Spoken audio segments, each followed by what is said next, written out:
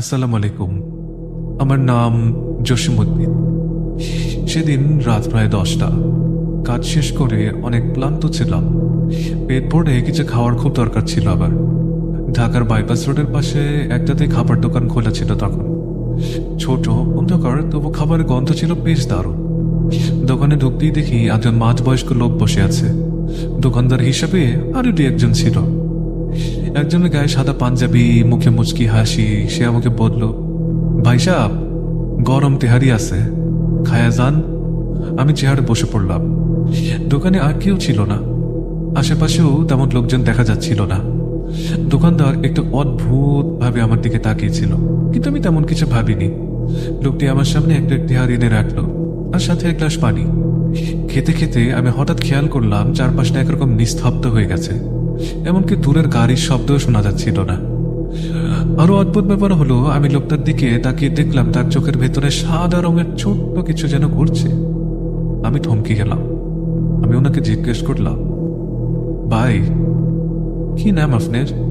সে হেসে বলল, আমার তো অনেক নাম আছে ভাই, তবে আজকে আপনি আমার আলফা কইতে পারেন। এই মুহূর্তে আমার শরীর যেন কাঁপতে লাগলো, গলা শুকিয়ে গেল। দৌড়ে বের হতে যাবো, তখন দেখি দরজাটাই আর নেই। দোকানটা কেমন যেন কুয়াশার মধ্যে ঢুকে গেছে। সে তখন হঠাৎ খুব শান্ত গলায় বলল, খাবার তো খাইলেন মিয়া, দাম দিবেন না? আমার খাবারের দাম হইল আপনার সময়। আমি সময় খাই আমার ক্ষুধা মিটে। আমি বোঝার আগেই আমার চারপাশ যেন করতে লাগলো। চোখের সামনে নানা রকম বিভীষিকা হয়ে মুখ ভেসে উঠতে লাগলো। আমার শ্বাস বন্ধ হয়ে যাচ্ছিল। দোয়া পড়তে চেষ্টা করলাম, কিন্তু মুখে যেন কিচ্ছু আসছিল না। কিছুক্ষণ পর মনে হলো কেউ যেন আমার কানে আজান দিচ্ছে। কানে ভেসে এলো আল্লাহু আকবার, আর সঙ্গে সঙ্গে ঝাপসা হয়ে গেল সবকিছু আশেপাশের। আমি দেখতে পেলাম আমি রাস্তার ধারে পড়ে আছি। চারপাশে লোকজন জমেছে। পরে জানতে পারলাম বাইপাসের সেই জায়গায় বছর 10 আগে এক লোককে খুন করে তার দোকান জ্বালিয়ে দেওয়া হয়েছিল। এখন সেই লোকটার কারিন নাকি অন্য কোনো জিন ফিরে এসে রাত্রিবেলা ছদ্মবেশে পথচারীর পথ রোধ করে পথচারীকে ফাঁদে ফেলে, জানি না।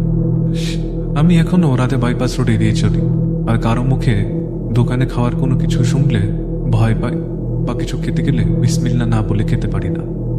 সেই রাত আজ দুঃসময় হয়ে বেঁচে আছে আমার মধ্যে। এই ছিল ঘটনা। বিদায় নিচ্ছি Arya Rin. Thank you so much.